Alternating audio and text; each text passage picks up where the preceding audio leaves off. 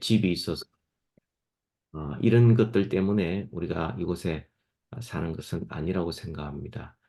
분명한 목적이 있고 하나님께서 우리 이 땅에 살게 하신 목적이 있을 텐데 예루살렘에 있던 하나님의 백성들 유다와 사마리아와 땅끝까지 흩어지게 만드셔서 복음 전하게 하시고 교회를 세우셔서 하나님의 나라가 이 땅에 임하게 하셨던 그 하나님께서 여전히 지금 우리 한인들을 세상으로 흩어지게 만들어 가시고 한인 디아스포라로 살게 하시는 것은 우리가 분명히 그 가운데 우리가 살고 있는 이유와 목적이 있을 것입니다. 이번 훈련을 통해서 그러한 내가 이곳에 살아가야 될 분명한 이유와 목적을 깨닫는 시간이 되기를 축복합니다. 이번 선교 훈련을 위해서 선교 훈련자 윤대식 목사님과 여러 강사 목사님들 그리고 선교사님들 또 여러 스텝 목사님들 감사를 드립니다. 참석하신 여러분들 훈련 기간 동안에 아프지 마시고 모두 건강하셔서 이 훈련을 잘 마치시고 이 훈련을 통하여 영적 활기를 되찾는 시간 되기를 축복합니다. 감사합니다. 예, 목사님, 감사합니다. 오늘은 첫 시간으로서 성경이 말하는 선교에 대해서 박일용 목사님께서 강의해 주실 것입니다. 우리 박 목사님은 예전에 한 8년 동안 인도에서 선교사로 사역도 하셨고요. 지금은 로뎀 장로교회 담임으로 교회를 봉사하고 계십니다. 우리 선교 연구훈련원의 위원이시기도 하시고요. 오늘 첫 강의를 해주실 텐데 잘 들으시고 유익한 시간 되시면 좋겠습니다. 우리 소리는 들리지 않겠지만 박일호 목사님 환영하는 뜻에서 박수로 환영하겠습니다. 우리 강의해 주십시오. 반갑습니다. 반갑습니다. 잘 들리세요? 네.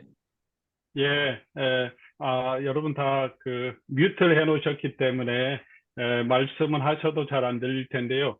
뮤트 해놓으셨지만 스크린에 여러분 보시면 리액션이라는 게 있습니다. 그래서 이렇게 박수 치는 리액션도 할 수 있고 손 흔드는 것도 할 수 있고 이렇게 따봉도 할 수 있습니다. 그래서 화면으로도 하셔도 되고 또 은혜가 되시면 리액션에서 이렇게 박수 치는 사인을 붙여줘도 괜찮겠습니다. 그래서 강의하는 강사가 또 격려를 얻을 수 있도록 해주시면 좋겠습니다. 저는 소개해 주신 대로 로뎀 장로교회를 섬기고 있는 박일종 목사입니다. 8년이라 그랬는데 8년은 아니고 4년 8개월 동안 인도에서 선교를 했고요. 지금은 계속 이제 이민교회를 섬기면서 선교적인 사역을 감당하고 있습니다. 저희 교회 성도님들도 우리 함께 참여해 주셨는데 환영하고 축복하고 또 다른 우리 재미고신 교회 소속 성도님들 만나게 돼서 너무 반갑습니다. 이렇게 교단 산하 교회들이 함께 모여서 이렇게 세미나를 진행하는 것이 아마 처음인 것 같은데 참 감격스럽고요. 또 하나 감격스러운 것은 우리가 배우는 내용이 선교라는 사실에 대해서도 참 감격스러운 것 같습니다. 선교는 혼자 할 수 있는 것이 아니고 교회가 함께 해야 하는 것인데 또 재미고신 교단 산하 교회들이 이렇게 같이 훈련받고 함께 하나님의 나라를 위해서 우리 협력한다면 하나님이 기뻐하시는 일이고 또 하나님의 선교를 이 땅에 실현하는 귀한 길이 아닐까 생각합니다. 제가 저를 소개할 때마다 제 이름이 일용이라서 굉장히 친근하게 생각하시는 분들이 많이 계실 것 같습니다. 저희 어머니는 TV에는 나오지 않으셨지만 일용 엄니를 맞습니다.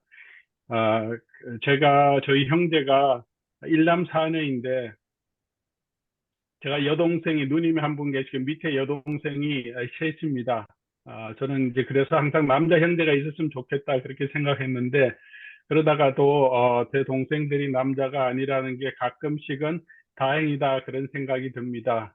남자였으면 제가 일용이니까 아버님께서 이용, 삼용 또 사룡이 될 것 같으면 좀 미안한 생각도 들고 합니다.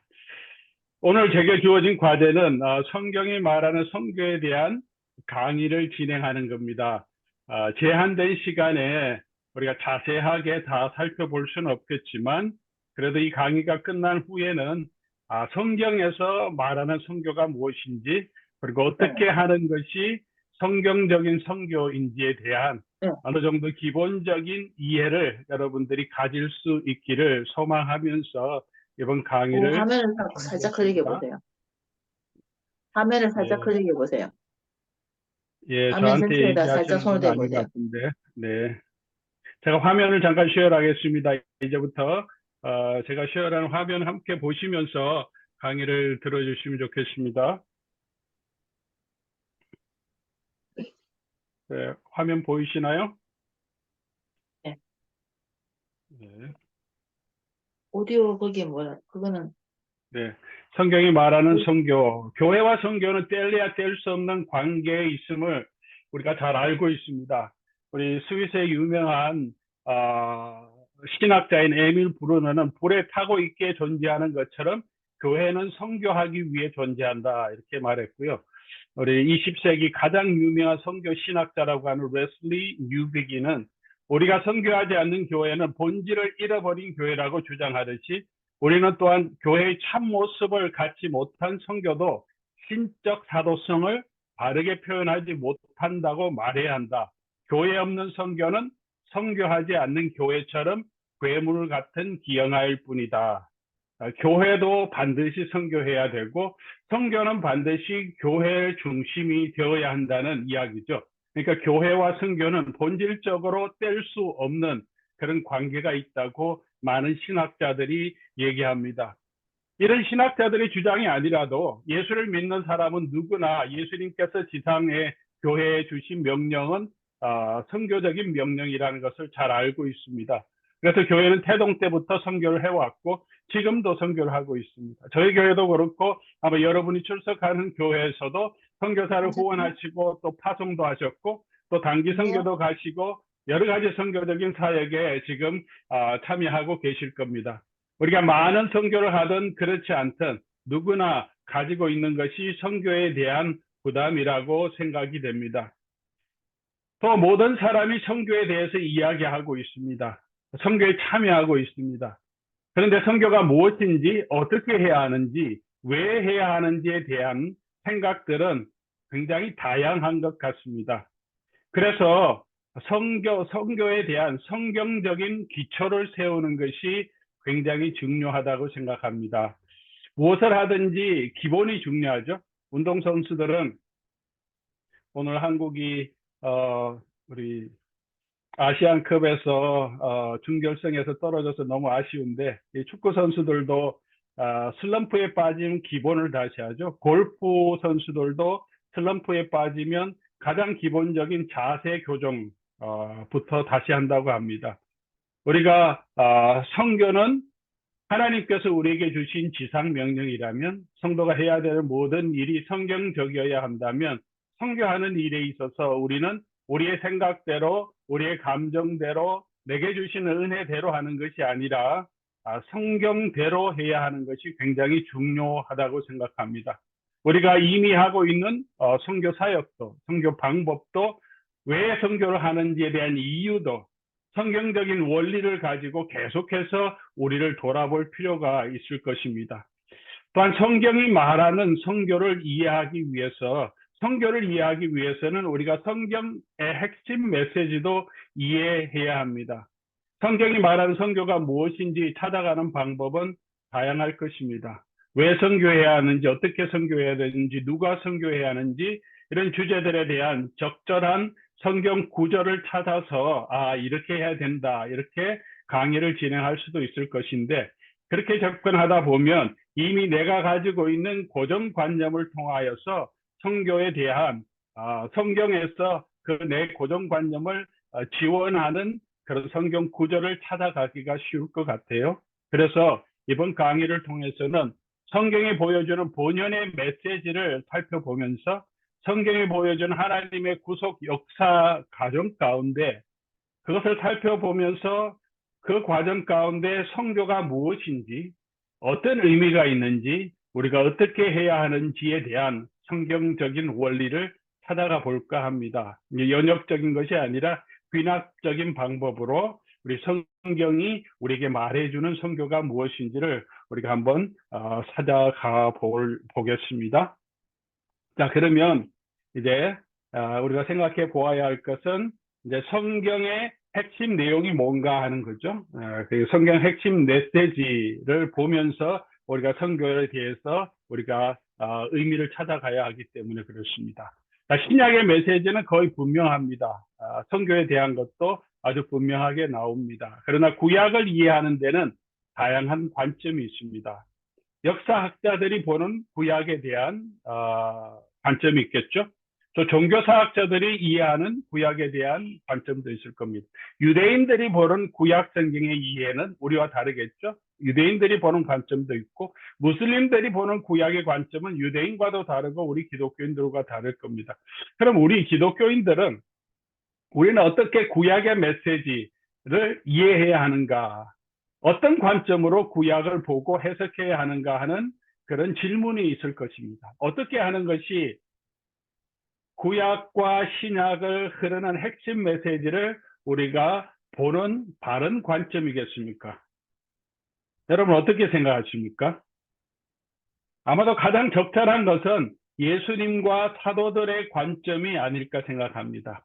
우리의 생각이 아니라 성경 자체가 신약 성경에 나타나오는 예수님께서 그리고 사도들이 구약 성경의 메시지는 무엇이라고 얘기했는지 우리가 그것을 보는 것이 가장 적절한 구약 성경의 핵심 메시지를 보는 것일 겁니다. 그래서 이제 성경의 핵심 내용이 무엇인가를 우리가 살펴볼 때 성경 구절, 특별히 예수님과 사도들이 말씀하신 몇 가지 구절을 우리가 함께 찾아보면서 우리가 이해하면 좋겠습니다. 여러분 교환에도 성경 구절이 나오는데요. 먼저는 사도행전 26장 22절 23절까지 말씀입니다.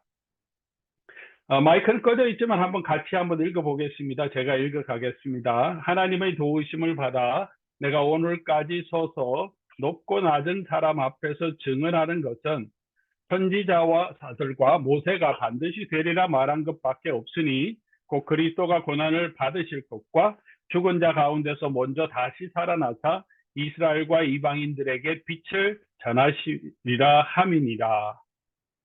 누가 한 말인지 아십니까? 네, 사도 바울이 한 말입니다.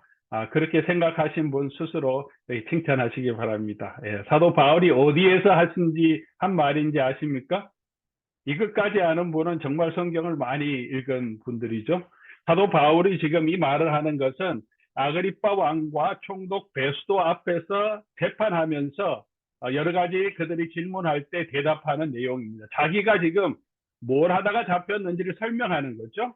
그래서 바울이 자신이 전하는 복음, 내가 증언하는 것은 선지자들과 모세가 반드시 되리라고 하는 것이라고 말합니다.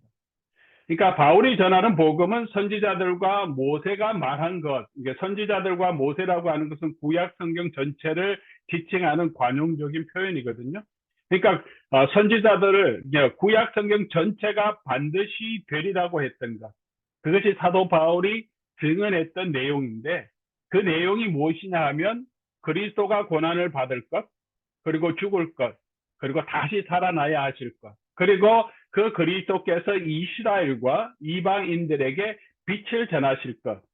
이게 구약 성경의 핵심 메시지였고 사도 바울은 그것을 증거하다 지금 내가 이렇게 감옥에 잡혀 있다 이 얘기를 하는 거죠. 자, 이건 사도 바울의 이야기인데 또 누가복음으로 가보겠습니다. 예수님이 하신 이야기인데요. 누가복음 4장 25절에서 27절까지 내용은 예수님께서 엠마오로 가던 두 제자에게 나타나셔서 하신 내용이죠. 이르시되 미련하고 선지자들이 말한 모든 것을 마음에 더디 믿는 자들이여 그리스도가 이런 고난을 받고 자기 영광에 들어가야 할 것이 아니냐 하시고 이에 모세와 모든 선지자의 글로 시작하여 모든 성경에 쓴 바 자기에 관한 것을 자세히 설명하시니라. 누가 설명하셨습니까? 예수님이 설명하셨죠. 모세와 모든 선지자의 글, 이것은 뒤에 다시 설명하는 것처럼 모든 성경이라고 다시 강조하죠. 그러니까 구약 성경 전체의 메시지는 뭐냐 하면 예수님이 고난받고 부활하시고 영광에 들어가야 될 것이라고 예수님이 말씀하셨고, 예수님이 이것을 깨닫지 못하느냐 그렇게 말씀하시면서 그들을 깨닫게 해주십니다. 이 일이 있은 지 얼마 후에 이제 예수님의 모든 제자들이 다시 모였을 때 다시 말씀하십니다.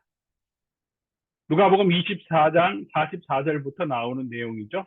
또 이르시되 내가 너희와 함께 있을 때 너에게 말한 바, 이제 예수님이 부활하신 다음에 40일 동안 계시면서 지금 하시는 내용인데, 이때만이 아니라 내가 너희와 함께 있을 때, 돌아가시기 전에부터 했던 이야기라는 거죠.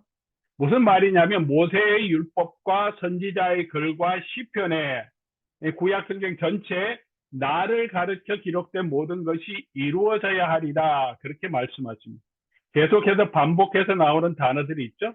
구약 성경 전체, 모세와 율법과 선지자의 글에, 그리고 그 내용이 뭐라고 얘기하면 이 본문에도 나오죠. 그리스도가 고난을 받고 3일 만에 죽은 자 가운데서 살아날 것과 그의 이름으로 죄 사함을 받게 하는 회개가 예루살렘에서 시작하여 모든 족속에게 전파될 것. 예수님이 가장 강조하신 구약 성경의 핵심 메시지는 뭐냐면 나에 대한 거다.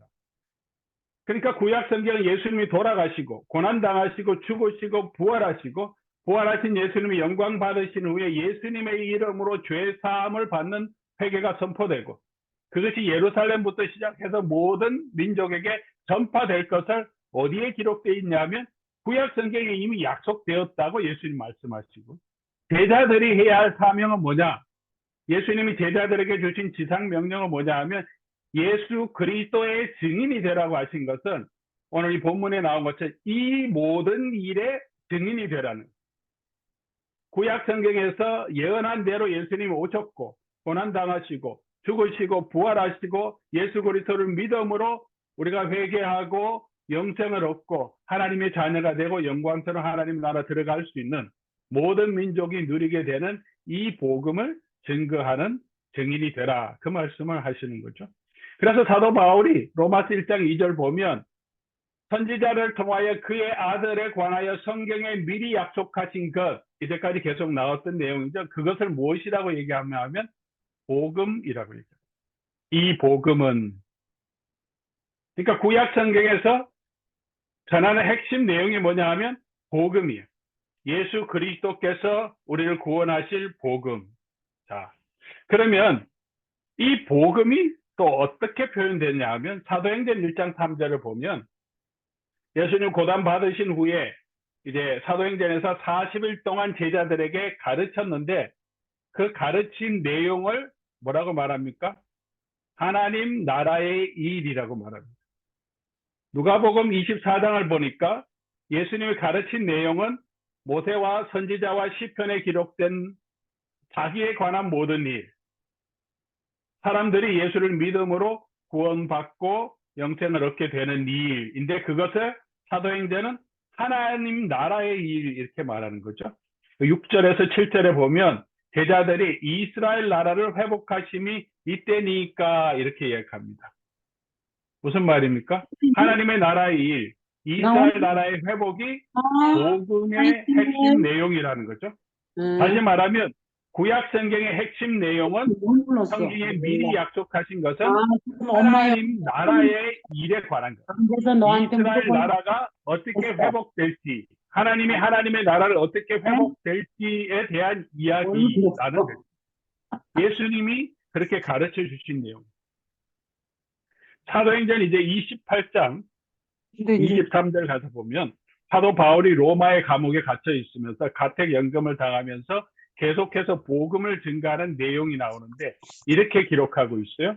23절에 그러니까 유숙하는 집에, 사도 바울이 가택연금 당해서 유숙하는 집에 사람들이 찾아옵니다. 이게 사도 바울이 강론해요. 복음을 전하는 거죠. 근데 무엇을 전한다고 얘기합니까? 하나님의 나라. 하나님의 나라가 뭐냐 하면 모세의 율법과 선지자의 말을 가지고 예수에 대하여 권하는, 다시 말하면 모세의 율법과 선지자의 말, 구약 성경을 통해서 예수님의 돌아가실 것, 예수님이 부활하실 것, 예수님이 영광 받으실 것, 그리고 예수님의 모든 이방의 빛 되실 것을 증언하는 것. 그게 뭐냐면 하나님의 나라의 일이다. 사도행전 28장 30절 31절에도 하나님의 나라를 전파하며, 그 다음에 그 하나님의 나라가 뭐냐면 주 예수 그리스도에 관한 모든 것. 자, 요약하면 이렇게 하겠죠. 사도들이 선포한 복음의 핵심 내용은 예수 그리스도를 통하여서 하나님이 세우실 하나님의 나라에 대한 이야기다. 이 복음이 하나님 나라의 핵심 내용이고요. 예수님이 제자들에게 주신 지상 명령은 제자들이 예수님이 이루신 하나님 나라의 증인이 되는 것이고, 그러면 구약 성경 전체의 내용이 뭐냐 하면 바로 하나님께서 예수 그리스도를 통해서 이루실 하나님의 나라에 관한 이야기라는 것입니다. 이해가 되십니까? 네, 예수님이 구약 성경을 설명하신 거니까 이 관점으로 구약 성경을 우리가 보아야 합니다. 역사적인 관점, 유대인의 관점이 아니라 예수 그리스도의 관점인 거죠. 자, 그러면 이제 구약 성경으로 넘어가서 이제 구약 성경에 나타난 하나님의 나라의 이야기, 자, 구약 성경 스토리를 살펴보면서 저와 여러분이 이제 시간이 짧으니까 구약의 이 39권을 지금 한 10여 분, 20여 분 만에 제가 이제 다 이제 설명드릴 텐데요. 구약 성경의 핵심 메시지가 어떻게 하나님의 나라의 일이고 예수 그리스도에 대한 일인지를 우리 같이 한번 살펴보겠습니다. 자, 그러면 먼저 구약 성경 처음에 창조 이야기가 나옵니다. 창조 이야기, 하나님이 태초에 천지를 창조하시고 모든 만물을 6일 동안 만드시고 에덴 동산을 창조하시고 그곳에 아담 하와를 두시고 거기서 아담 하와가 하나님이 먹지 말라고 한 선악과를 따먹다가 하나님의 심판을 받아서 에덴 동산에 쫓겨나서, 그래서 타락 후에 인생이 시작되는 모습, 인류의 기원에 대해서 우리가 이제 창세기 1장에서 3장까지 보는데, 이 창세기 1장에서 3장까지 스토리의 내용, 그 내러티브의 전개 과정을 잘 보면 하나님께서 천지를 창조하신 이유는 하나님께서 하나님의 나라를 세우셔서 그 하나님의 나라에서 하나님의 백성들이 하나님과 교제하며 영원한 생명을 누리게 하시는 것이었다라고 말할 수 있습니다. 이 창조 기사에 보면 하나님의 형상대로 사람을 창조하신 다음에 복을 주시면서 뭐라고 말씀하셨습니까? 뭐라고 말씀하셨죠?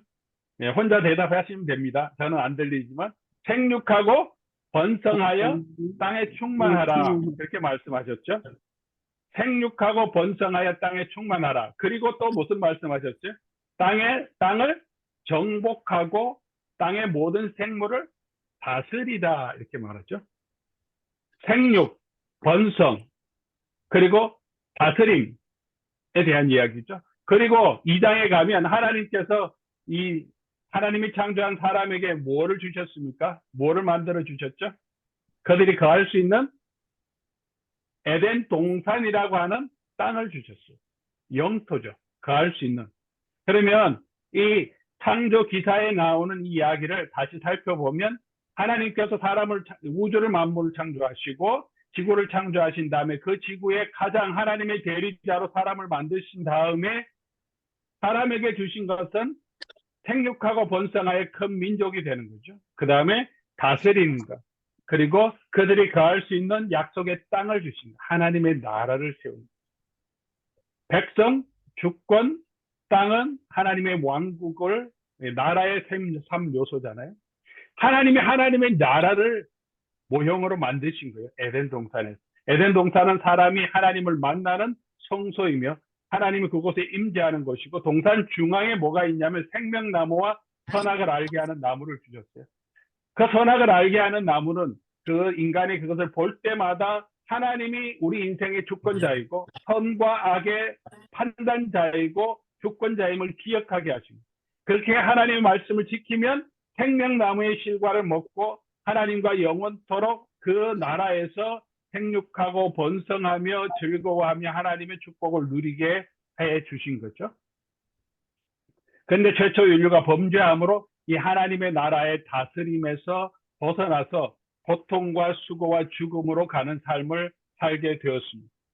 아담이 범죄함으로 이제는 이 약속의 땅에서 쫓겨나고요. 그리고 고통과 수고, 그리고 결국은 죽음으로 가서 영생이 아니라 이 땅으로 다시 돌아가게 되는 운명을 맞이하게 됩니다. 아담의 죄의 결과이고 모든 아담 후손의 영적인 현실이 될 것이라고 성경은 말합니다. 그런데 이 타락한 인류를 심판하시면서 하나님은 하나님의 나라를 회복하실 것을 약속해 주셨죠. 우리가 잘 아는 대로 여자의 후손이 뱀의 머리를 상하게 할 것. 하나님이 역사를 계속 주관해 가시면서 지금은 끊어졌고 깨어진 이 하나님의 나라를 회복하시기 위해서 후손을 계속 주시겠다는. 그리고 여자의 후손을 통해서 나오는 사람이 뱀, 하나님의 대적, 우리 원수가 되는 뱀의 머리, 마귀의 머리를 상하게 할 거다. 최후 승리에 대한 약속을 주셨고, 그 다음에 또 한 가지는 어렴풋하지만 하나님께서 인간이 죄를 지어서 수치를 당해서 스스로 나뭇잎으로 가리우려고 했던 걸 못 가리웠던 수치를 그래도 가릴 수 있도록 가죽옷을 입어서 덮어주셨어요. 그렇게 하나님께서 가죽옷으로 우리의 수치를 덮어주실 것에 대한 약속도 이 창세기에 나옵니다.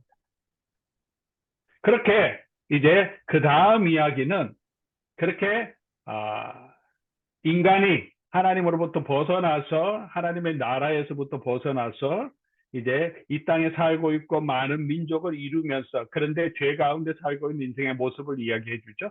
그런데 그 가운데 하나님이 한 사람 아브라함과 그 후손을 선택하셔서 그리고 언약을 베풀어 주십니다. 그리고 아브라함을 통해서 모든 민족이 복을 받도록 하나님께서 약속해 주시죠. 그 아브라함의 언약이 여러 번 기록되어 있는데 한 곳만 우리가 보겠습니다. 창세기 17장 4절에서 8절까지.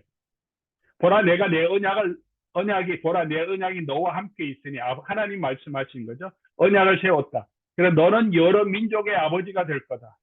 너로 심히 번성하게 하겠고 내게서 민족들이 나며 왕들이 나오겠고 그리고 너 또 내 대대 후손 사이에 이게 영원한 언약을 삼겠다. 아브라함과 그 후손과 하나님께서 언약을 맺겠고 그리고 8절 보면 이 땅을 너에게 주겠다. 그렇게 약속하십니다. 이삭과 야곱에게 하신 약속도 거의 동일한 내용입니다. 하나님이 언약을 맺으시고 아브라함과 그 후손에게 약속하신 약속의 축복을 요약하면 세 가지로 요약됩니다. 첫 번째는 땅을 주시겠다. 두 번째는 뭐예요? 큰 민족을 이루시겠다. 세 번째는 주권자, 왕을 세워주시겠다. 자, 그러면 영토, 백성, 주권, 이것은 무엇의 세 요소입니까? 국가, 왕국의 세 요소죠. 하나님의 나라를 다시 아브라함과 그 자손을 통해서 이 잃어버렸던 에덴 동산에서 모형을 보여줬던 그 하나님의 나라의 축복을 회복하셔서 이 땅에 사는 하나님의 나라의 백성들이 하나님을 다시 만나고 성소에서 하나님께 예배하며 하나님의 축복을 다시 누릴 수 있게 해주시겠다는 약속이 아브라함에게 주신 약속입니다. 이게 하나님의 구원의 계획입니다. 자, 그렇게 약속하셨던 것이 어떻게 성취되는지를 이제 그 다음에 출애굽기부터 나오는 이야기죠. 간단하게 넘어가겠습니다. 출애굽을 통해서 하나님 뭘 이루어 주셨습니까? 큰 민족이 되게 해주셨습니다. 그 다음에 가나안 정복을 통해서 하나님께서는 그들에게 약속의 땅을 주셨죠. 시간이 몇백 년씩 흘러갑니다. 그리고 다윗과 솔로몬을 통해서 하나님께서 진정한 하나님을 섬기는 왕을 주셔서 다윗과 솔로몬 통치 가운데 그 영토가 확장되고 경제적으로 부흥하고 정말 모든 사람들이 평화를 누리는 그런 하나님의 축복을 경험하게 하셨습니다. 이 약속이 성취되게 하셨습니다. 그런데 이제 도표를 잠깐 보겠습니다. 자, 이게 제가 설명드릴 때는 이제 도표화해서 여러분께 보여드립니다. 왕국의 모델 에덴 동산에 하나님께서 보여주신 비전을 에덴 동산을 통해서 보여주셨죠. 근데 그 축복에서 끊어진 인간이 이 땅에서 살아가고 있는데 그 인간에게 다시 하나님의 나라의 축복을 이루시기 위해서 하나님은 아브라함을 선택하시고 언약의 약속을 주셨다는 거죠. 민족과 땅과 왕의. 그리고 그 민족을 이루시고 땅을 주시고 왕을 주셨는데, 근데 이게 완전한 성취가 아니었다는 것을 우리가 사무엘서를 보면 알 수 있죠. 다윗도 완전하지 않았고 솔로몬도 완전하지 않았고, 그리고 다윗과 솔로몬 다음에 이 왕국이 무너져 버립니다. 이 왕국이 분열돼요. 930년. 그리고 북이스라엘은 아수르에게 720년에 망하고, 마지막 남아있던 남유다 왕국도 바벨론에게 586년에 망해버립니다. 아니, 하나님께서 계획하셨던 이 하나님의 나라를 세우시겠다는 구원이 수포로 되는 거예요. 그렇게 되어버린 것처럼 보입니다. 하나님 그 수천 년 동안 하나님의 구원을 이루시겠다가 계획하신 모든 것이 지금 이제 이스라엘의 범죄로 말미암아 무너져 버리는 거죠. 그럼 이게 어떻게 된 일이냐 할 때 하나님께서 선지자를 보내주셔서 약속해 주시죠. 무슨 약속을 해주시냐면, 실패한 것 같지만 하나님 실패한 거 아니다. 인간이 죄 때문에 실패한 것이 하나님의 구원의 역사는 계속되고 있다. 그리고 하나님께서 반드시 그 나라를 회복하실 것이라는 약속을 선지서를 통해서 우리에게 보여줍니다. 우리 선지서의 내용 전부가 이런 내용이지만 다 찾아볼 수는 없으니까 몇 가지만 찾아보겠습니다. 이사야서 49장 6절 말씀 우리 한번 찾아봅니다. 우리가 제가 혼자 계속 얘기하고 있으니까 이제 같이 한번 읽어보겠습니다. 여러분 각자 마이크는 크지 마시고 그대로 한번 혼자서 읽어보십시오. 그가 이르시되 내가 나의 종이 되어 야곱의 지파를 일으키며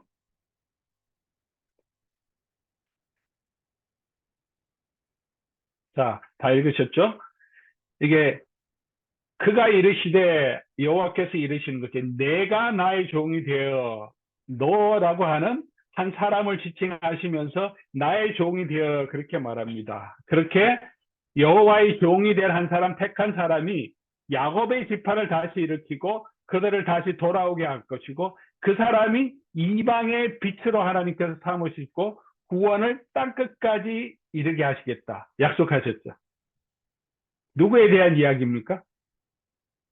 장차 오실 메시아에 대한 얘기죠. 이 여호와의 종이 오실 것이라는 것. 그래서 구약 성경이 선지자들의 글에서 예수님께서 나에게 대한 이야기가 있다는 거죠. 그리고 예수 그리스도가 이방의 빛이 되겠다는 것을 전하라, 그렇게 말씀하신 것이 이 약속에 근거하는 거죠. 자, 또 한 가지 이사야서 61장 1절에서 3절, 긴 내용이니까 우리가 잘 아는 내용입니다. 주 여호와의 영이 내게 내리셨으니, 동일한 여호와의 종에게 내리셨어요. 여호와께서 내게 기름을 부어사 여호와의 종이 기름 부음 받은 자가 되는 거죠. 기름 부음 받은 자를 메시아라고 말합니다. 히브리 말로 그 메시아를 기름 부음 받은 자라는 의미인데, 헬라어로 번역하면 그리스도인 거죠. 메시아와 그리스도는 같은 말이에요. 이 기름 부음 받은 자가 뭘 하냐면 아름다운 소식을 선포한다.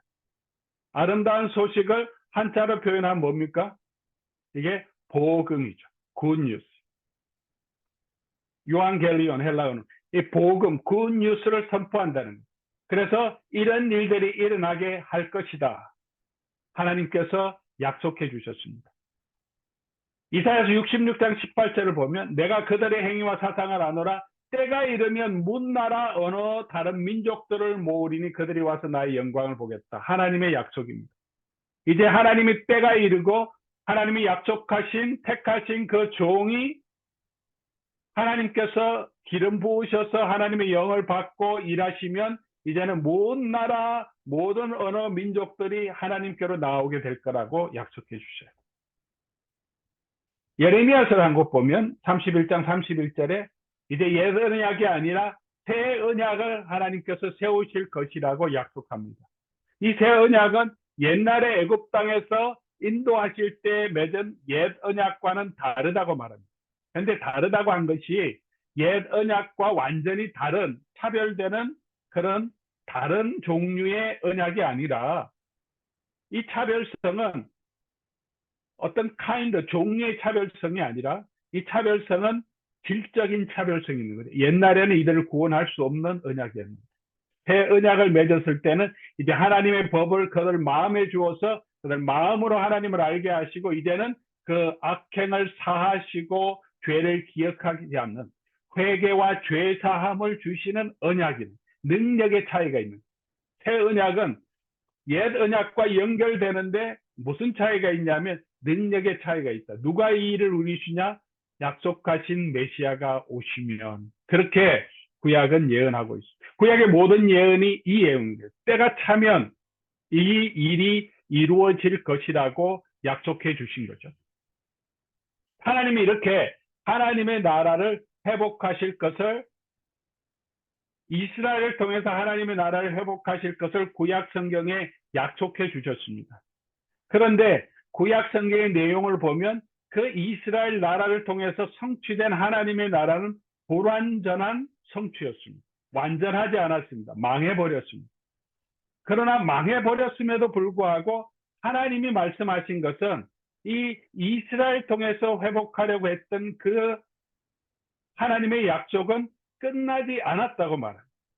하나님이 다시 그 이스라엘을 회복하시고 영원한 하나님의 나라를 다시 회복할 것이라고 하나님께서 약속해 주신 거죠. 구약은 말라기서까지 이런 내용으로 이제 구약의 내용은 끝이 납니다. 그러면 구약 자체로만 있으면 완전한 구원을 주는 경전이 되지 못합니다. 그냥 약속으로만 주어지고 그 약속이 어떻게 이루어졌는지를 우리에게 말씀해 주시는 그 해답이 없어요. 이스라엘 백성들은 지금 유대인들은 여전히 구약 성경만 가지고 있어요. 여전히 그의 나라가 회복될 것을 미래적으로 회복될 것을 그냥 기억하고 소망하며 살아가고 있습니다. 구약 성경 자체로는 완전한 하나님의 구원이 성취된 모습은 우리에게 보여주지 못합니다. 그래서 우리에게 신약이 필요한 거죠.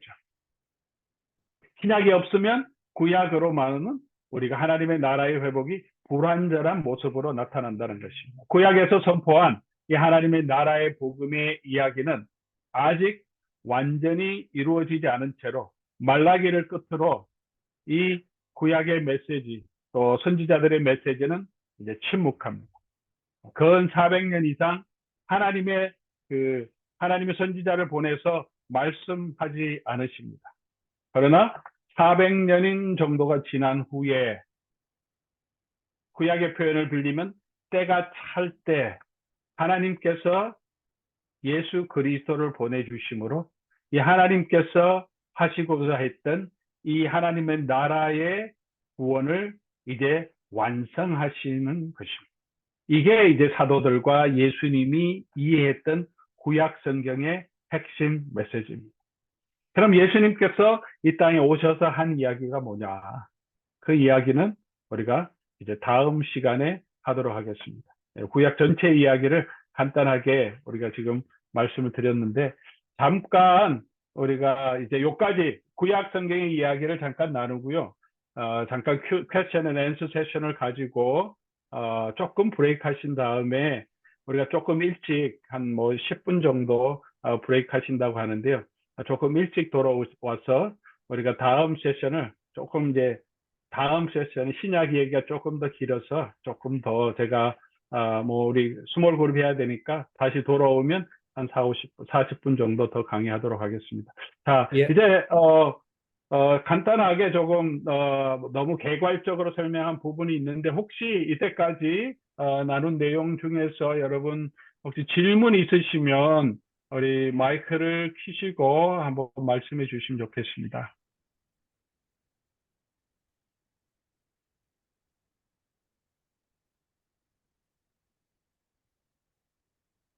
예, 박 목사님 좋은 강의 감사드리고요. 혹시 질문 있으시면 하나 정도 받고 잠시 5분 정도 휴식을 취할까 합니다. 질문 있으십니까?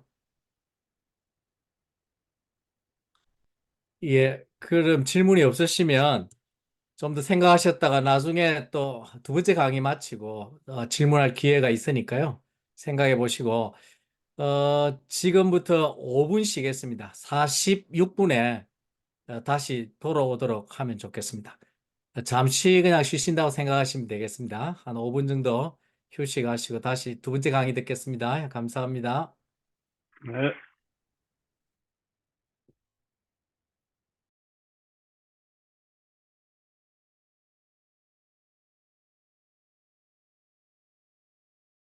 예수님께서 가르쳐 주신 내용들을 배우게 된 것이죠.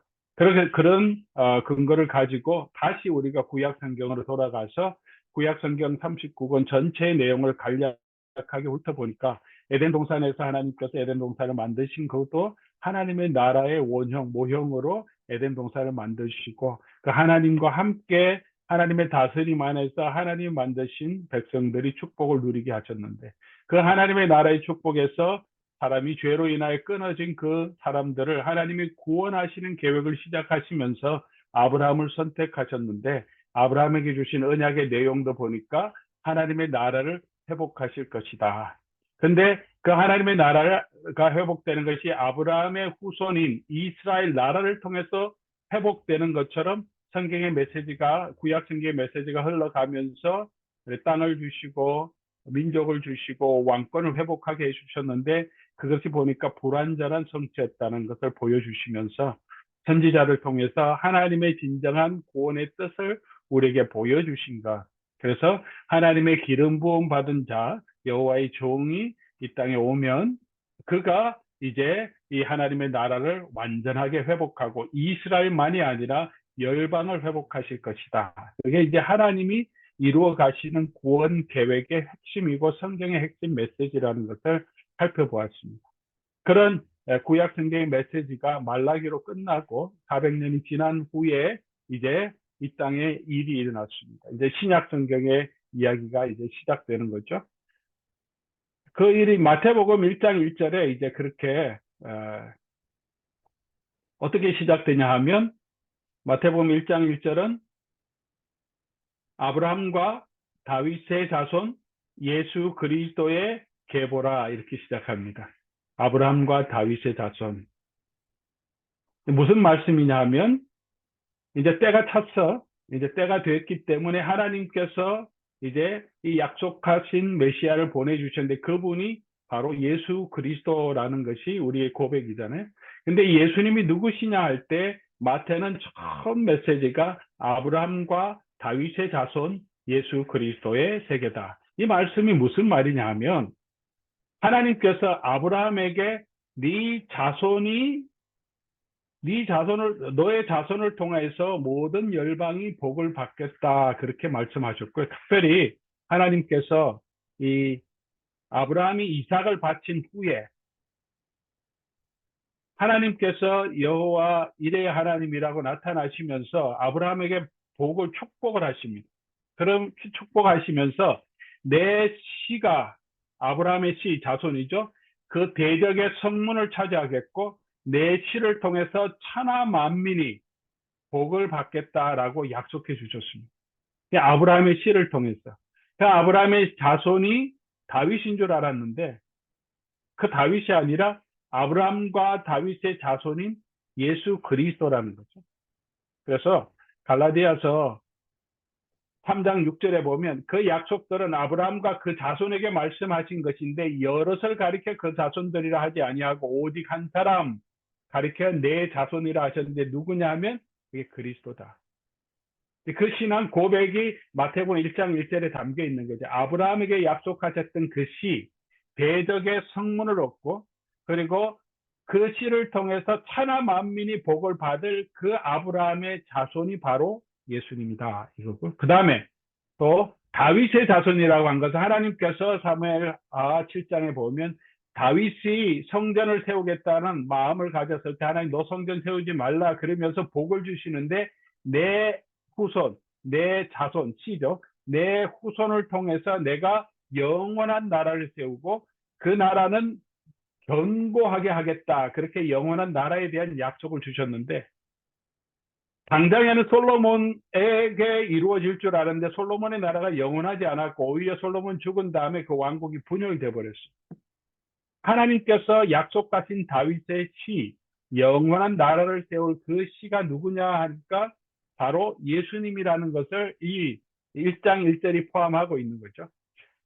아브라함의 그 약속된 씨, 천하 만민이 복을 받을 그 자손, 다윗의 씨, offspring, 자손, 견고하고 영원한 나라를 세울 그 예수 그리스도의 시작이다. 이렇게 이제 신약 성경이 그렇게 시작하고 있습니다. 그렇게 예수님은 바로 구약 성경에서 예언한 바로 그 하나님의 나라를 세우실 아브라함과 다윗의 자손이라는 거죠. 그런데 이 마태복음이 이렇게 설명해 가면서 예수님은 아브라함과 다윗의 자손이라 선포하신 다음에 그러면서 마태복음이 보여주는 것은 뭐냐 하면 예수님이 단순히 아브라함과 다윗의 자손은 아니다라고 말합니다. 그럼 예수님은 누구냐? 예수님은 다윗의 자손으로 통해서 요셉의 아들로 오신 게 아니라 그 다음은 요셉이고 요셉에게서 예수님이 났다 이렇게 가야 되는데 그 다음은 요셉인데 근데 예수님은 어디에서 누구에게서 났냐면 그 요셉의 아내인 마리아에게서 예수님이 나셨다.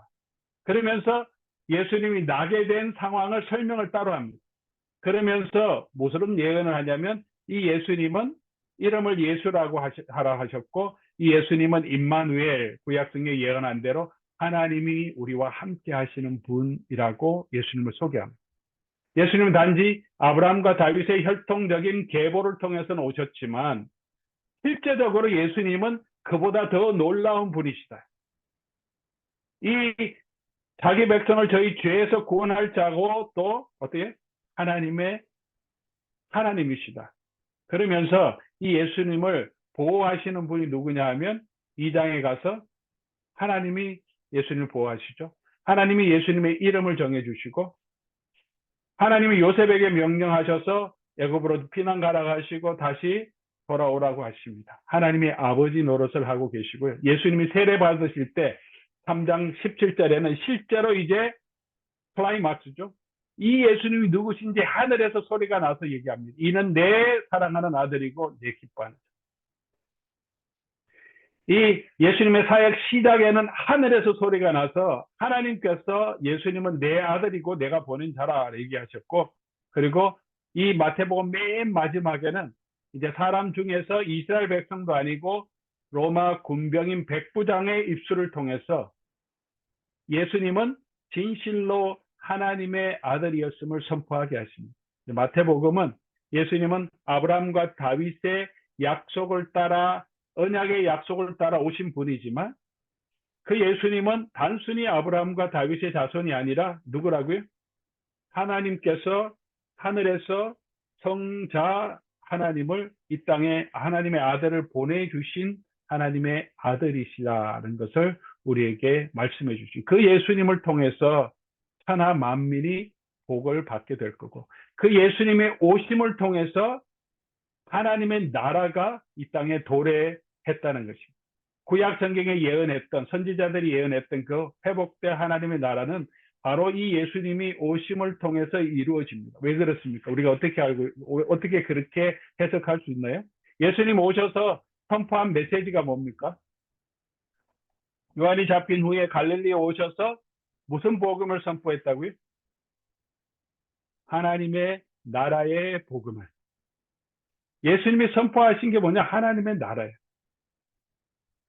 하나님이 회복하시겠다고 약속하신 그 하나님의 나라를 회복하시게 오셔서 그 하나님의 나라를 회복하겠다라고 하시고 그 일을 하신 게 예수님이 초림하셔서 하신 일이죠. 그래서 15절에 이름으로 때가 찼고 구약 성경에는 때가 이르면 하나님께서 그 약속된 메시아를 보내주시고 여호와의 종을 보내주시겠다고 했는데 때가 찼어 이제 여호와의 종으로 예수 그리스도께서 이 땅에 오셨어요. 그리고 뭐라고 선포하셨냐면 하나님의 나라가 어떻게 됐다고요? 가까이 왔다 이렇게 말합니다.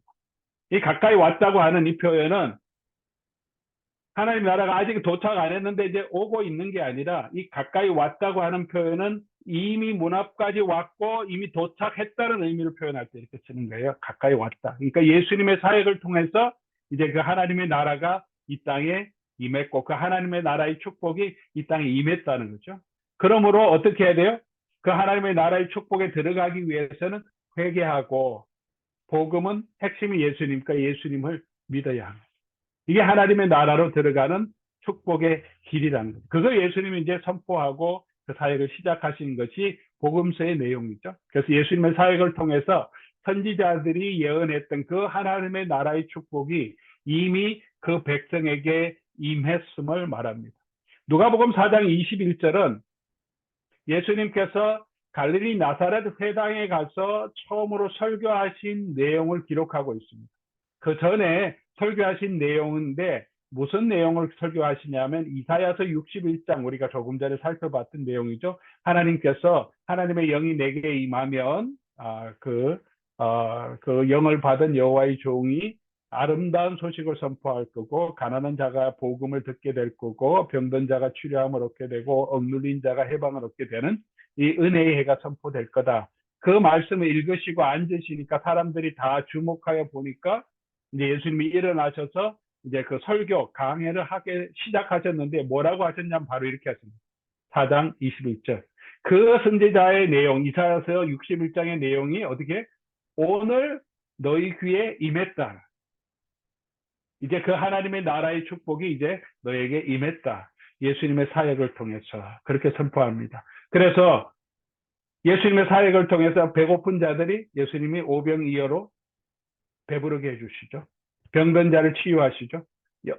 악한 영에 억눌린 자들을 자유하게 하시고, 이미 죽은 자들도 예수님께서 다시 살아나셔서 예수님이 죽음의 권세를 이기시는 분으로 우리에게 보여주시고, 새로운 하나님의 나라의 백성을 보시고 예수님께서 그들의 목자가 되셔서 그들이 이끄시는 모습을 우리에게 보여줍니다. 마태복음 12장 28절에도 내가 하나님의 성령을 힘입어서 귀신을 쫓아내면 어떻게? 하나님의 나라가 이미 너에게 임했다. 예수님이 하나님의 나라의 통치자이고, 그 예수님 이 땅에 임하심을 통해서 예수님과 함께 이 하나님께서 약속하셨던 그 하나님의 나라의 축복이 이 땅에 임했다고 얘기합니다. 그런데 그 나라가 온전하게 이루어지기 위해서는 먼저 해야 되는 게 있습니다. 예수님이 하셔야 되는 게. 그게 뭐냐 하면 예수님이 우리의 죄를 대신하여서 십자가의 고난을 받으시는 거예요. 그래야 우리가 이제 다시는 죄와 사망의 종로로 가지 않고 우리가 죄에서 사함을 얻고 영원한 하나님의 나라로 들어갈 수 있는 그런 축복을 얻게 되는 거예요. 예수님의 그런 당신의 피를 흘리심으로 우리를 대신해서 대속의 희생 제물로 자신을 드리심으로, 그래서 그 예수님이 돌아가시고 사망을 이기시고 부활하시고 그리고 승천하셨다가 다시 오실 때 이제 예수님의 재림을 통해서 예수님이 시작하신 이 하나님의 나라가 그때 완성이 되는 것이라고 예수님께서 그렇게 말씀해 주셨죠. 그래서 예수님이 다시 오실 때, 인자가 다시 올 때 예수님이 계속해서 예언하십니다. 그렇게 하나님의 나라의 일을 이미 축복을 시작하시고 그 축복을 맛보게 하셨는데 그 축복은 지금은 영적으로만 임해 있어요. 우리가 눈에 보이도록 하나님의 나라가 왕국이 세워지진 않았죠. 그런데 예수님이 다시 오시면 이 완전하게 보이는 하나님의 나라가 이 땅에 임할 것이고 모든 사람을 다 그 행한 대로 심판하시겠다고 약속하셨습니다. 그리고 언제 이 하나님의 나라, 예수님이 다시 오시냐 하면 하나님의 나라 복음이 모든 민족에게 정언되기 위하여 온 세상에 전파되면 그때 하나님 나라가 다시 이 땅에 예수님이 다시 오셔서 완전한 하나님의 나라가 이루어진다는 거죠. 자, 그러면 이제 다음 도표를 여러분 교환에 있는데요. 다음 도표를 보겠습니다. 조금 작긴 한데요. 신약 성경에 하나님의 나라가 어떻게 임하느냐를 이제 도표한 거죠. 예수님이 오셨을 때 예수님이 오심으로 하나님의 나라의 축복을 이미 맛보게 하셨어요. 예수님을 통해서. 하나님의 나라가 우리 영어로는 inaugurated 됐다 그러죠. 시작되었어요. 그리고 이제 예수님이 다시 오실 때 하나님의 나라가 완전히 완성될 겁니다. 새 하늘과 새 땅이 임하고 영원한 하나님의 나라가 있을 것입니다. 그러면 이 교회의 시대는 어떤 시대냐? 지금 우리는 이 시대에 살고 있잖아요. 교회 시대. 예수님이 이미 오시고 부활하신 다음 그리고 다시 오시기 전에 이 교회의 시대에 살고 있는, 교회 시대는 시작된 하나님의 나라가 단절된 것이 아니라 이 시작된 하나님의 나라가 성령의 임재를 통해서 지금 이제는 확장되고 있는 시기라는 거예요. 이 확장되고 있는 시기, 이 복음이 어떻게 해요? 땅끝까지 모든 족속에 전파되면 예수님이 예정하신 모든 구원 얻을 자들이 다 구원되면 어떻게 그 구원 얻을 자의 수가 다 차면 그때 예수님께서 다시 오시고 하나님의 나라를 완전히 이 땅에 이루실 것이다. 이제 이게 예수님이 우리에게 약속하신 내용이죠. 그러면 자, 이 신약 교회는 이런 특별한 이 구속자적인 이 상황 가운데 있는 거죠. 이미 임한 하나님의 나라를 우리가 영적으로 체험하고 우리가 죄사함을 얻고 하나님의 자녀가 이미 되었고 영적으로는 이미 예수님과 함께 부활을 체험하고 하나님 우편에 예수님과 함께 안침을 받은 사이지만 아직 여전히 이 세상에 남아 있어서 이 세상 나라 속에 있는 거죠. 지상에 있는 교회는 이 세상에 그냥 예수님이 재림하실 때까지 버려져 있는 게 아니라 예수님 말씀하시기를 이 세상으로 보냄받은 사람이라고 말씀하시는 거죠. 우리는 이 세상 나라 가운데서 지금은 거류민과 나그네로 살지만 하나님의 나라를 이 땅에서 선포하는 하나님의 나라의 대리자로서 하나님의 나라를 선포하는 하나님의 나라의 증인으로서 이 땅에 살도록 예수님께서 부르시고 이 땅으로 보냄받은 공동체, 그게 예수님의 지상명령이고 그게 교회의 사명이라고 이제 성경이 우리에게 말하는 거죠. 그렇게 교회는 본질적으로 뭐예요? 선교적인 사명을 받은 공동체고 그거는 교회의 사명이고 교회의 존재 이유라는 거죠. 자, 이제 마지막 섹션으로 들어가면서 그러면 예수님께서 우리에게 교회에 주신 선교적인 사명, 그것과 하나님의 나라를 회복하는 것은 무슨 관계가 있고 우리는 이제 이 선교적인 사명을 어떻게 이루어야 하는가 하는 것을 우리가 살펴보겠습니다. 신약성경 전체를 살펴볼 수 있지만 시간이 제한되어서 두 가지 명령, 예수님의 지상 명령이라고 하죠. 마태복음 28장 18절에서 20절 그리고 사도행전 1장 8절을 우리가 한번 이제 주해적으로 우리 살펴보면서 이 예수님이 교회에 주신 이 선교적인 사명이 뭔지를 우리가 한번 살펴보겠습니다. 자, 먼저는 마태복음 28장 18절에서 20절까지 내용이죠. 중요한 내용이니까 우리 같이 한번 읽어보겠습니다. 한 목소리로 우리 한번 읽어보죠. 예수께서 나와 말씀하여 이르시되 하늘과 땅의 모든 권세를 내게 주셨으니 그러므로 너희는 가서 모든 민족을 제자로 삼아 아버지와 아들과 성령의 이름으로 세례를 베풀고 내가 너희에게 분부한 모든 것을 가르쳐 지키게 하라. 볼지어다 내가 세상 끝날까지 너희와 항상 함께 있으리라 하시니라. 너무 잘 아는 말씀이죠. 누구의 명령입니까? 예, 이렇게 쉬운 질문을 제가 합니다. 누구 명령이죠? 예수님의 명령이죠. 예수님이 말씀하신 거예요. 이 제자들, 교회 공동체에게 말씀하신 거죠. 그 예수님을 누구라고 설명합니까? 어떤 분이라고? 예수님이 나와 말씀하시되 예수님은 어떻게 지금 하늘과 땅의 모든 권세를 받으신 분이라고 말합니다. 예수님은 그렇게 하늘과 땅의 모든 권세를 받으신 분. 무슨 말입니까? 예수님이 이제 만왕의 왕이고 만주의 주단. 그 하나님의 나라가 이제 이미 시작되었고 그 모든 주권을 가진 예수님께서 우리에게 하신 명령이다. 그러므로 우리가 이 말씀을 들어야 되겠죠. 이 말씀을 들음으로 예수님이 이루신 그 하나님의 나라를 이 땅에 증거해야 되는 거죠. 우리에게 주시는 이 명령의 위중함을 얘기하고 또 우리에게 주시는 이 명령의 확실성을 얘기하는 거죠. 그 하나님의 나라의 왕 되신 예수님께서 우리의 목자가 되시고 우리에게 주신 명령이라는 거죠. 자, 그럼 이제 중요한 것은 이제 선교적인 내용이죠. 무엇을 해라고 하십니까? 예수님 뭐 하라고 하셨죠? 가서 모든 민족을 제자를 삼아 그리고 아버지와 아들과 성령의 이름으로 세례를 베풀고 내가 내게 가르쳐 분부한 모든 것을 지키게 하라 그렇게 하셨죠. 자, 여기서 이제 어떤 분들은 제자 훈련을 강조하는 분들은 여기 이제 헬라어로 이렇게 적혀 있는데요. 여기 이제 여러 가지 이 해야 되는 이 명령이 나오는데 우리 말로는 가서 제자 삼아 이렇게 병행으로 이렇게 써져 있는데 헬라어 말로는 주동사는 제자를 삼아 이 하나거든요. 다른 거는 분사로 연결돼 있어요. 그래서 제자 삼는 게 제일 중요한 사명이다. 제자 훈련이 제일 중요하다 이렇게 얘기하는데 그것도 뭐 그렇게 강조된 부분이 있지만 이 문법적으로 보면 이 분사와 명령형이 같이 연결되어 있을 때는 모든 분사들이 명령적인 의미를 있다 이렇게 헬라어 문법이 얘기하고 있어요. 그러니까 쉽게 설명하면 그냥 가서 제자 삼고 세례 주고 예수님이 하신 말씀을 가르쳐 지키게 하는 이 일을 그냥 우리가 해야 되는 사명이다 이렇게 이해하면 더 포괄적으로 이해되는 거죠. 그럼 다시 말하면 자, 이게 무슨 일을 하라 그럽니까? 가서 뭐예요? 제자 삼고 제자 삼는 것은 뭐예요? 세례 주고 예수님이 가르친 말씀 복음을 전해서 예수를 믿게 하고 또 그 말씀대로 살게 만드는 게 제자 삼는 거죠.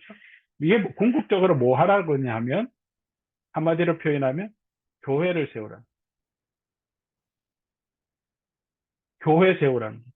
우리가 오지로 가서 음식을 나눠주는 것도 선교라고 하고 또 의료 사역을 하는 것도 선교 사역의 한 일부분이고 집을 지어주는 것도 선교 사역의 한 일부분이고 VBS를 하는 것도 단기 선교의 아주 중요한 내용이죠. 그러나 이런 것들을 하는 이유가 뭐냐 하면 궁극적으로 뭐가 되어야 하냐 하면 뭐요? 교회를 세워야 된다. 그곳에 하나님의 백성들에게 복음을 전파하고 그들이 예수 그리스도를 믿게 하고 세례를 베풀고 그래서 세례를 베푼다는 게 뭡니까? 예수를 믿는 공동체를 세우고 그 공동체가 어떻게 되라고요? 하나님의 말씀을 계속 양육하고 가르쳐서 누가 돼? 예수 그리스도의 말씀대로 살아가는 예수 그리스도를 따르는 제자. 지금 제자들이 그렇게 예수님께 배웠듯이 예루살렘 교회가 그렇게 세워졌듯이 다른 민족에게도 가서 그곳에 가서 복음을 전하고 예수 그리스도의 이름으로 세례를 주고 믿는 자들을 구원해서 그리고 그들이 예수를 믿고 또 말씀대로 살아가는 공동체 그리고 그 공동체가 또 나가서 예수 그리스도를 증거하는 공동체로 그렇게 예수 그리스도의 교회, 제자 되는 교회를 세우라는 거죠. 다시 말하면 이제 어떤 분들이 이런 얘기를 합니다. 우리 선교를 해야 되는데 너무 부담스럽다. 그렇게 얘기할 때도 있어요. 근데 선교가 뭐냐 하면 지금 우리가 교회 안에서 예배하고 또 전도도 하고 하나님 말씀을 양육받고 그 말씀 안에서 자라가면서 건강한 교회를 세워가고 있는 것은 지금 하나님이 우리에게 주신 지상 명령을 지금 우리가 그 지상 명령의 일부분을 우리가 지금 계속 수행하고 있는 거예요. 우리가 지금 땅끝에서 살고 있잖아요. 예루살렘이 아니고 땅끝 안에 우리 열방 가운데 살고 있는데 그 하나님의 선교를 진행되는 가운데 저와 여러분이 교회 가운데서 말씀으로 양육받고 가장 중요한 게 뭡니까? 말씀 배운 대로 우리가 지키는 삶을 통하여서 그렇게 교회를 건강하게 세워가는 게 그게 아주 중요한 선교적인 사명의 하나고 그 하나님 예수님께서 우리에게 명령하신 선교적인 사명을 감당하고 있는 거죠. 그렇게 하는 건강한 교회를 세워가면서 그 건강한 교회가 또 나가서 그렇게 예수 그리스도의 복음에 살도록 다른 교회를 세워가는 것, 다른 민족에게 가는 것. 우리만 그런 교회가 되는 것이 아니라 모든 민족에게도 가라는 거죠. 이 두 가지가 같이 가야 됩니다. 좋은 건강한 교회가 세워지지 않으면 건강한 교회를 세우는 선교적인 사역을 감당할 수 없고 저와 여러분이 지금 참여하고 있는 모든 교회 생활 가운데서도 저와 여러분이 이미 이 하나님의 선교적인 예수님의 선교적인 사역을 감당하고 있는 거죠. 나는 선교 안 하는 것이 아니라 이게 아주 중요한 선교적인 내용이라는 거죠. 그리고 예수님께서 교회에 주신 약속이 뭡니까? 세상 끝날까지 어떻게 해요? 내가 너희와 항상 함께 있으리라. 얼마나 큰 약속입니까? 위로죠. 힘이죠. 예수님께서 이 일을 하는데 그 교회와 함께 하시겠고 인도하시겠고 능력도 주시고 보호해 주시겠다고 약속해 주셨습니다. 그러므로 하늘과 땅의 모든 권세를 가진 이 예수 그리스도를 힘입고 우리가 그 예수 그리스도의 주되심을 인정하고 주의 교회들을 세워가고 그리고 그 주되심을 인정하면서 모든 민족에게 나가는 것. 이게 예수님께서 우리에게 주신 교회에 주신 지상 명령이라는 거죠. 자, 그러면 이제 두 번째 사도행전 1장 8절 우리 또 같이 한번 읽어보겠습니다. 제가 잠깐 쉬는 동안 여러분께서 한 목소리 읽겠습니다. 시작.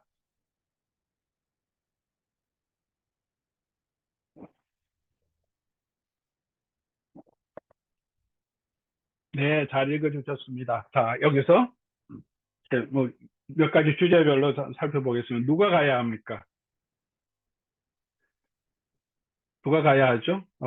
마태복음 28장도 가서라고 얘기하고 여기도 땅 끝까지 이르러 내 증인이 되리라고 말씀하셨잖아요. 누가 가서 증인이 돼야 됩니까? 누가 가야 되죠? 너희라고 했는데 너희가 누구냐? 이제 몇 가지 살펴보면 너희가 가장 중요한 너희 이 가야 될 사명을 가진 사람은 사도들이죠. 사도. 예수님께서 사도행전 1장부터 지금 쭉 설명하면 사도들에게 계속 지금 말씀하고 계세요. 사도들이 그 대상이세요.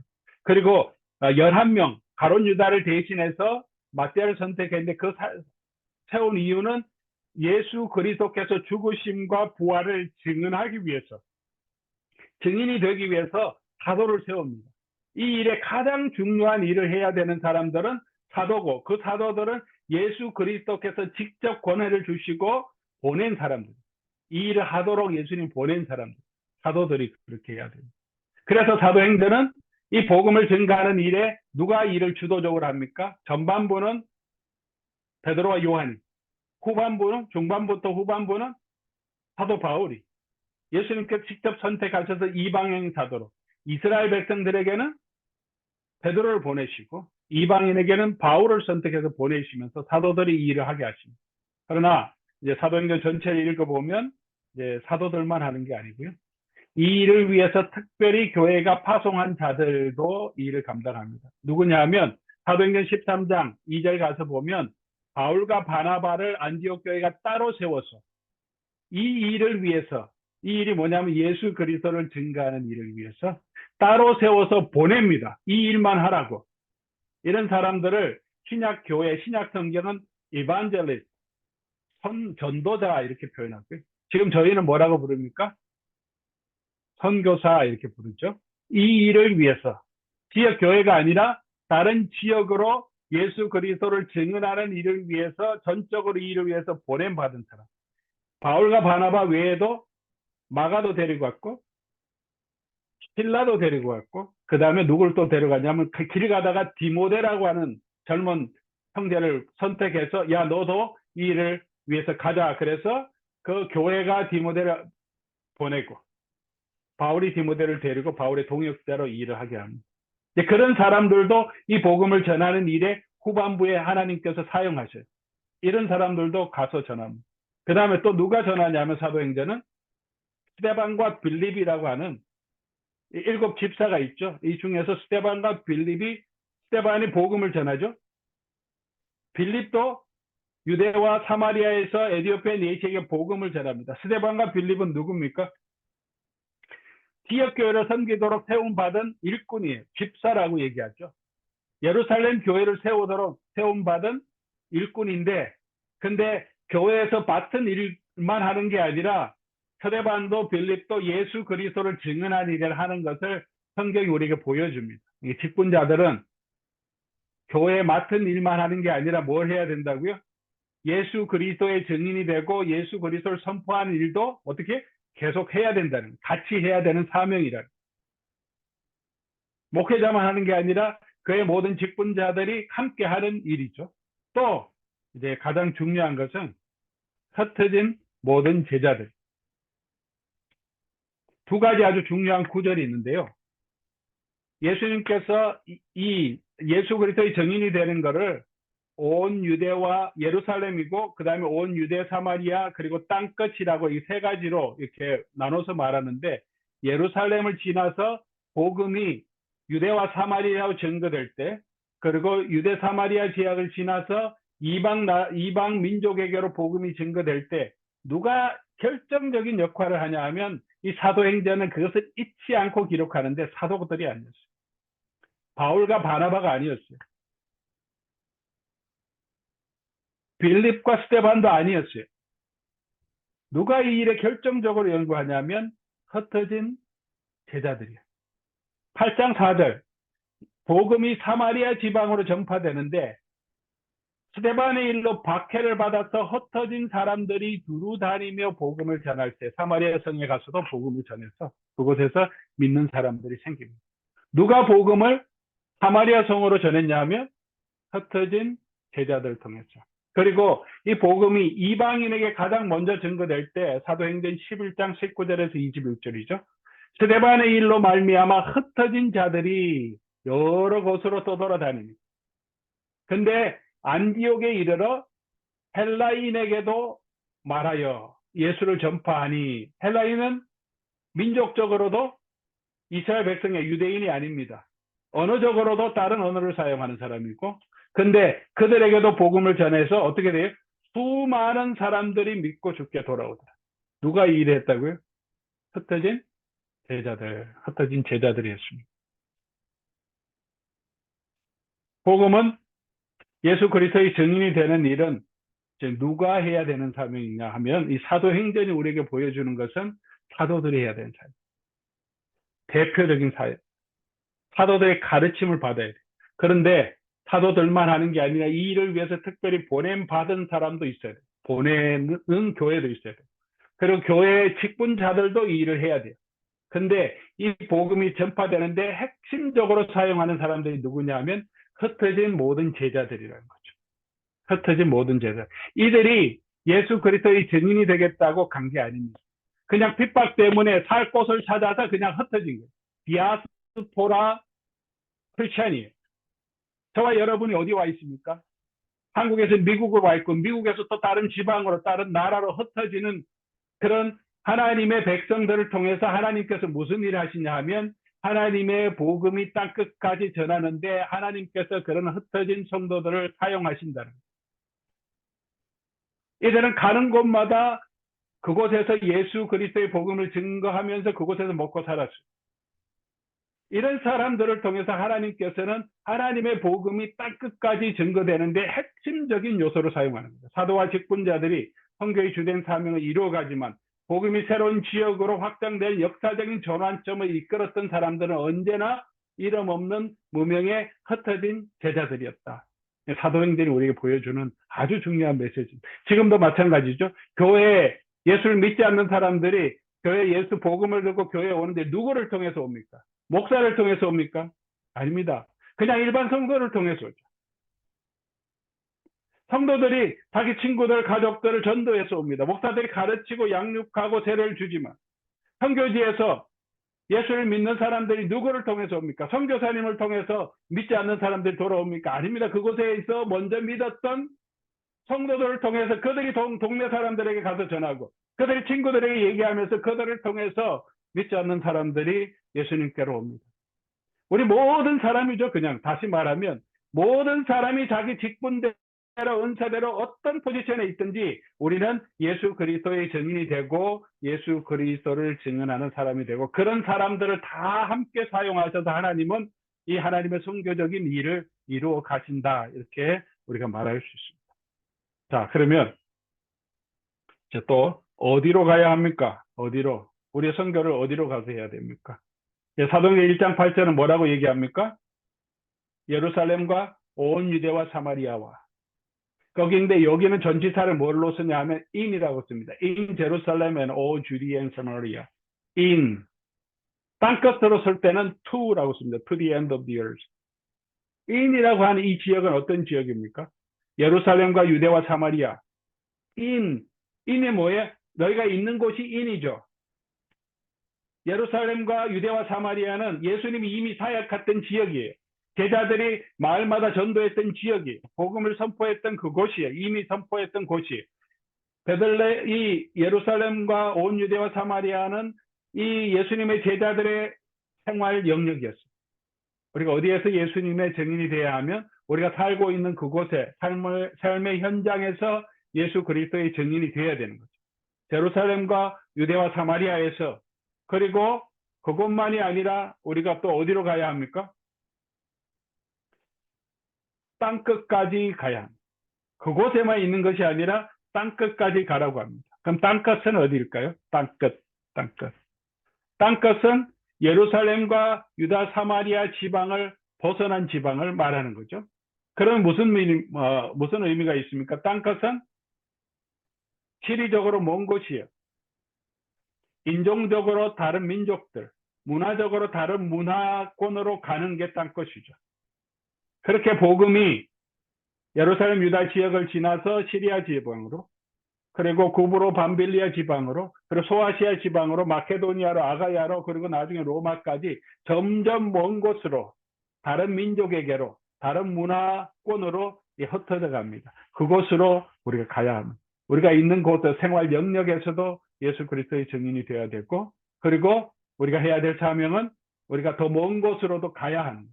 보내야 하고 가야 합니다.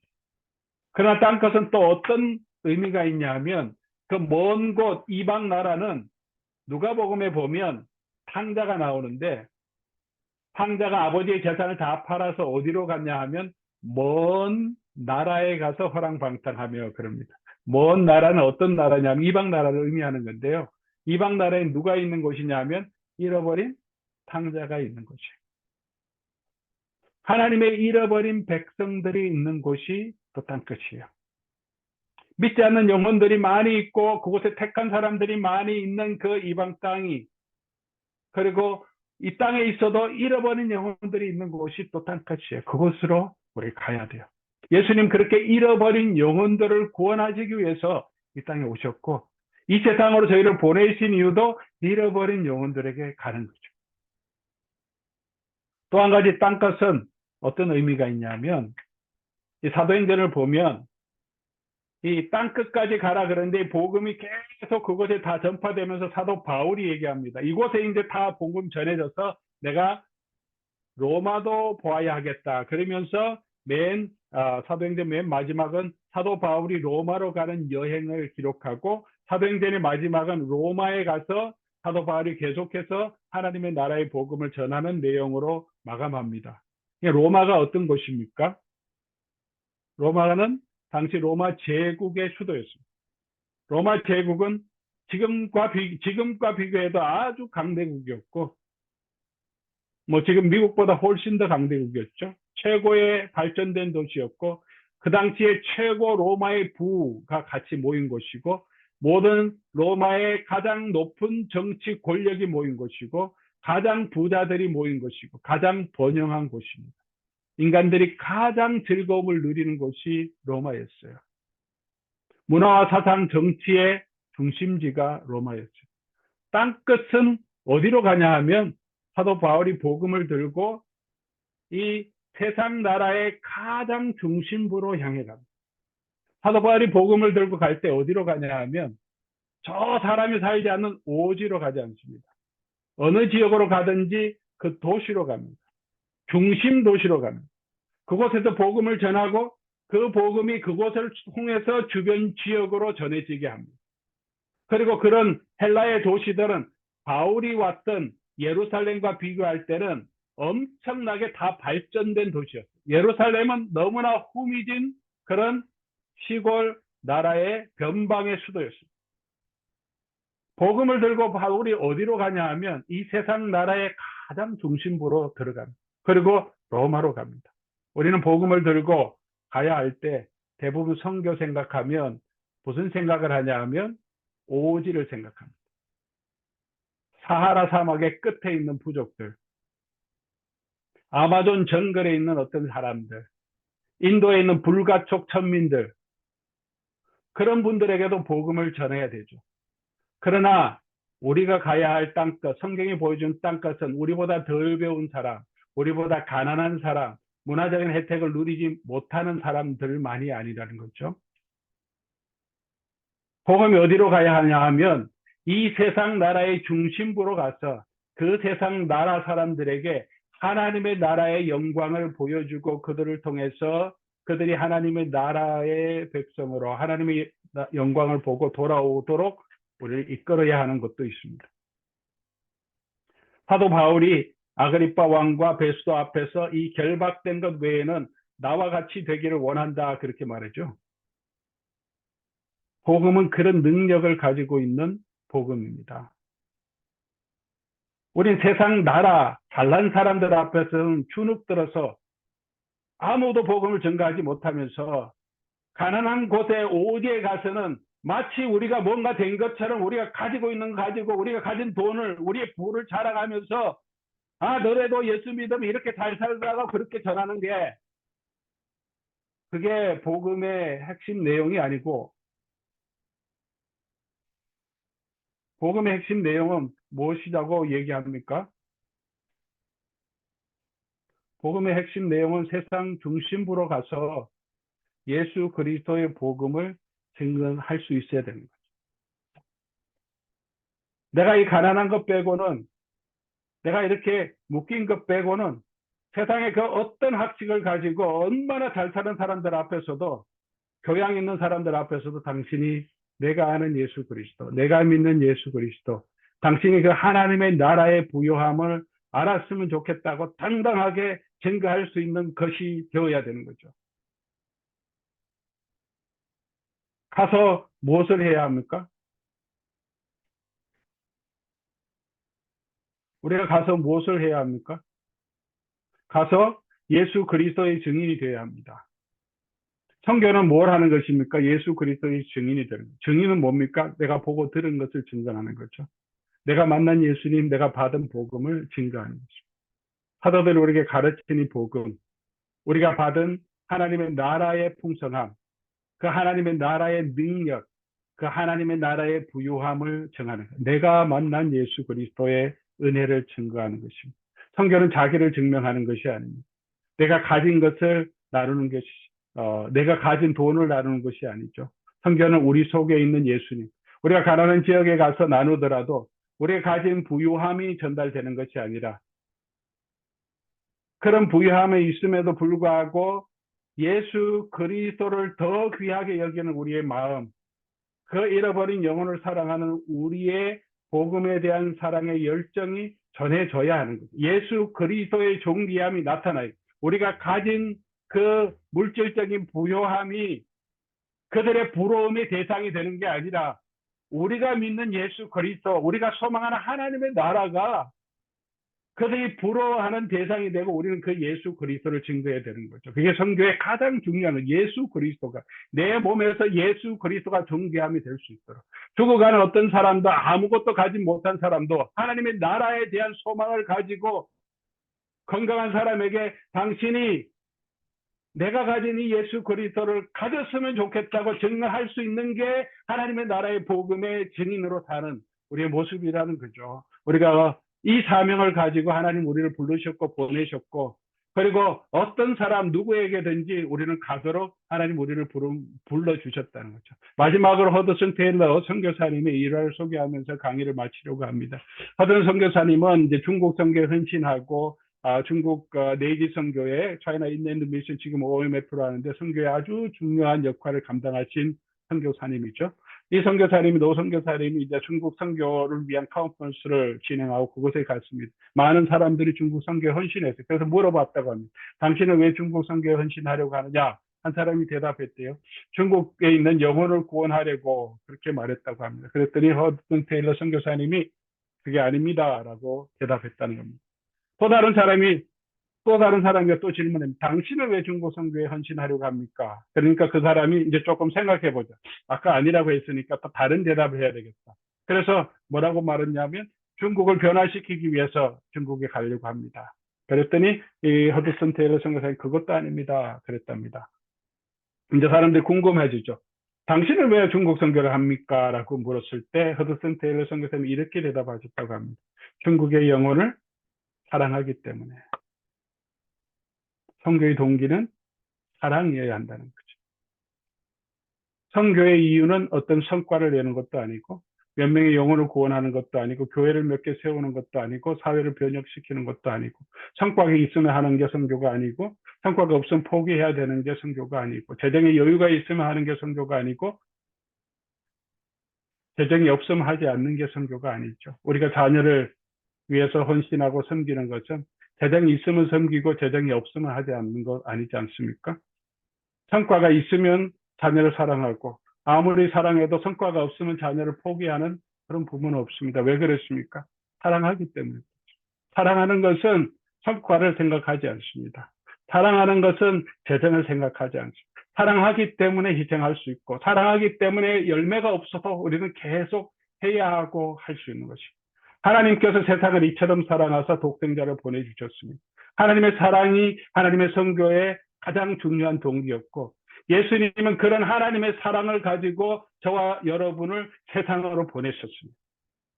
아버지께서 나를 보내신 것처럼 나도 너희를 세상으로 보낸다고 하셨습니다. 그 아버지께서 우리를 사랑하셔서 당신의 아들을 이 땅에 보내주시는 그 사랑의 마음으로 우리도 그 사랑을 가지고 이 땅으로 가서 예수 그리스도의 증인이 되라고 하셨습니다. 때와 시기는 아버지의 권한에 있습니다. 영혼을 구원하시는 것도 아버지의 손에 있습니다. 우리가 해야 될 것은 예수님 다시 오실 때까지 이곳에서 땅끝으로 가서 예수 그리스도의 증인이 되는 것. 입술을 통해서 우리 삶을 통해서. 이 일은 우리 교회의 사명입니다. 예수님 다시 오실 때까지 우리의 생명이 끝날 때까지 우리가 무엇을 하든지 예수 그리스도의 증인이 되는 것. 그것이 하나님의 나라의 증인이 되는 것. 그것이 우리의 사명입니다.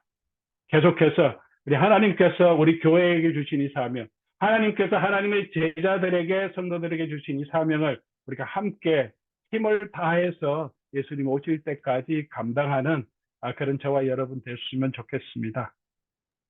네, 감사합니다. 네. 여기까지 제가 강의 마치겠습니다. 예, 박 목사님 대단히 감사합니다. 우리 오늘 목사님 첫 번째, 두 번째 강의 들으시고 혹시 목사님께 물어볼 질문이 있으면 여러분의 개인 스피커를 켜시고 질문해 주시면 좋겠습니다. 한 5분 정도 시간이 있을 것 같습니다.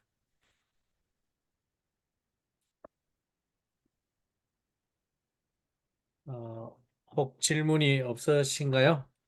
예, 저기 예, 교재 15페이지에요. 그 마태복음 28장 18절에서 20절 두 번째 무엇을 해야 합니까를 이제 아까 말씀을 하시면서 제자 말씀을 하셨는데 그 뒤에 세례를 베풀고라는 거 있지 않습니까? 네, 네, 그거를 보면은 선교지에서 실제로 네, 평신도 선교사님들하고 목회자 선교사님들하고의 컨플릭이 생기는 게 이 세례 네, 문제로 발생을 한다는 얘기를 들었었거든요. 네. 근데 여기에서 지금 저희는 이거를 어떻게 해석을 해야 되는 건지 평신도들은 세례를 못 주지 않습니까?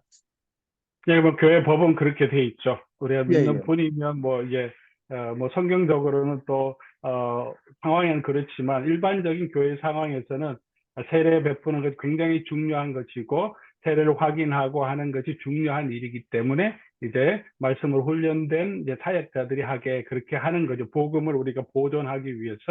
그런데 이제 선교지 같은 경우에는 아무도 세례 줄 사람이 없는데 복음이 확실하다고 생각하면 너무 오지에 있으면 그러면 이제 평신도 분들도 바로 세례를 줘야 되지 뭐 목사 올 때까지 기다릴 수는 없겠지만 지금 이제 대부분의 우리의 선교지에는 현지의 목회자도 있고요.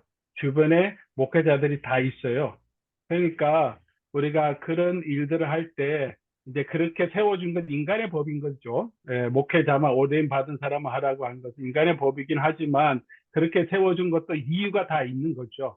그러니까 함부로 그렇게 아무나 막 주게 하면 복음이 많이 훼손될 가능성이 너무 많기 때문에 성찬도 그렇잖아요. 믿는 사람들 그렇죠. 모여서 하면 되지만 그럼에도 불구하고 아주 중요한 일인데 그렇게 하기 시작하면 누구나 마음대로 막 할 수 있게 되기 때문에 이 복음을 보존하기 위해서 그렇게 한 거거든요. 그러면 우리가 그것을 잘 이해하고 그렇게 복음을 잘 세워갈 수 있도록 주변의 목회자들과 함께 협력해서 하면 되는 거죠.